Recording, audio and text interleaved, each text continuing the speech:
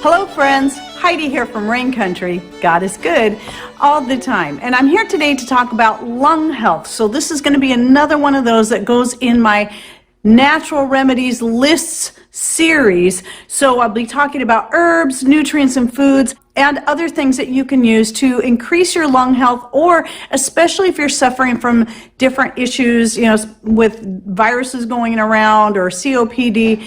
Some of these can be very helpful and healing at opening up the lungs, bringing down inflammation, and so on. So let's get started on this list. I'm going to list off the herbs first. Oh, and by the way, I'll be typing this up and putting it in a written list that I'll be then giving you a link to in the description box down below. If you don't find the link, it's simply because I forgot to go back and add it in. Just remind me and I'll get it in there. So anyway, let's get started here. So yarrow, it grows wild like around beaches and stuff. I grow it right here on my property because it's many benefits to the skin and more. It has a lot of great benefits. So if you're not growing yarrow yet, I really recommend it. Oh yes, also most of these, the way they're going to be used is either in the form of aromatherapy, whether it be you're diffusing it. I prefer, if I'm using it as an aromatherapy, to rub it under my nose, or taken as a tea. I think that's going to be the best way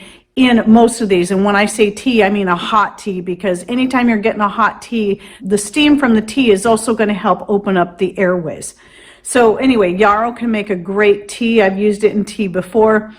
Black seed or even black seed oil can be very helpful. So if you're taking the oil, you're looking at taking a teaspoon a day. You can take the black seed, and I would say try to crush it a little bit before making a tea out of it. You'll get a stronger tea, or you can chew it up. Black seed is excellent. It's known as Nigella sativa. That's its botanical name. It has many other names, and I do have a video on this, as well as many of the other herbs I'll be listing off here. Not all of them yet. I'll be getting to a lot of these eventually with video profiles, but I'll also link to that playlist on herb profiles so that you can look through there and find some of these to learn more about their other benefits. So some more would be plantain, licorice, nettle. I love nettle and plantain, by the way. I grow a lot of both of those, and they have a broad amount of uses.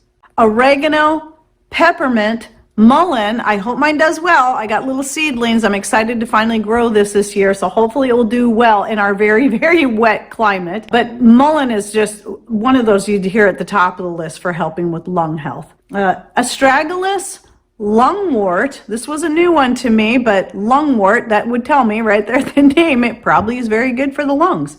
Osha root, ginseng, eucalyptus, elderberry. Now remember, when it comes to elderberry, I don't always think to say this, but you can use the berries or the flowers. I tend to do better at getting lots and lots of flowers.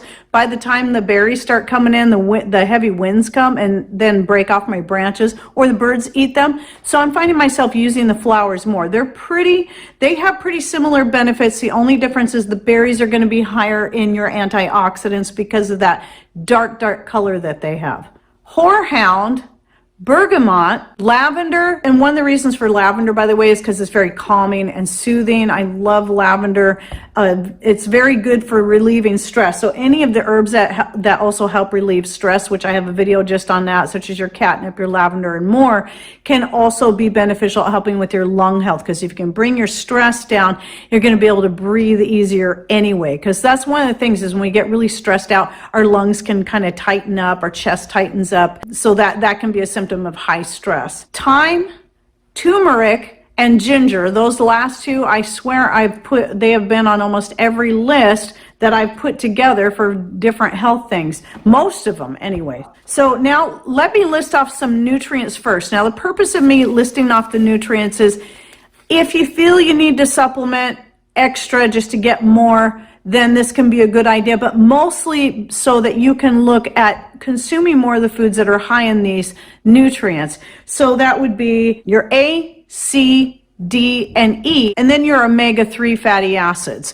Okay, so now here's a list of some foods that are going to be high in any of the nutrients that I mentioned. So this is just a few. And again, this is just to kind of give you a jumping off point so you can look deeper into the things that you know is going to be good to help with your lung health. So beets and their greens, So like beet kvass is really great too. I've made beet kvass using the beets and the greens from the beets. You can do it that way. So basically beet kvass is just fermented beets and you drink the liquid. The kvass is in reference to the liquid, but you can still eat the beets and the greens once they're fermented. Think of it as a kimchi. Peppers, this would be either sweet or hot, and mostly not just because of the capsaicin that's in the hot peppers, but the vitamin C, because all peppers are pretty high in vitamin C, whether you're talking about the sweet ones or the hot ones. Pumpkin, tomatoes, blueberries, or any of your darker berries for that matter. Green tea, which is commonly listed, but as I've been saying, a lot of oolong, black tea, and white tea all come from the same plant, so you're going to find very similar benefits, if not the same. You're just going to get slightly different flavors out of them because of the way they've been either fermented or processed somehow. Red cabbage, olive oil, yogurt, Brazil nuts, coffee. Look at there. There's something that coffee is actually good for. Coffee actually does have a lot of benefits to it.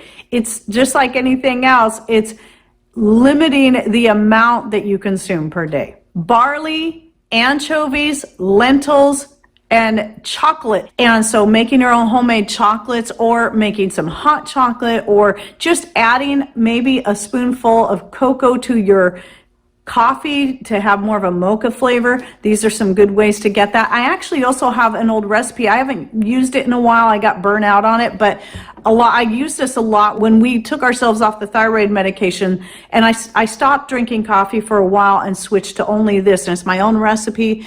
I call it the jet fueled latte, and I'll link to the last video I did on that down below, but it does involve using cacao powder in it. I had listed the anchovies because that was specific, but really any of your fatty fish, so sardines, salmon, steelhead mackerel, anything as fatty fish, that's because that's where you're getting your omega-3s and also your vitamin D. And then of course, getting fresh air and exercise is always great for the lungs, especially if you can get out in a place where you don't have air pollution and getting lots of good clean fresh air. It's hard to find those anymore these days. And again, I'll be typing up this list, and that list you'll find in the description box down below.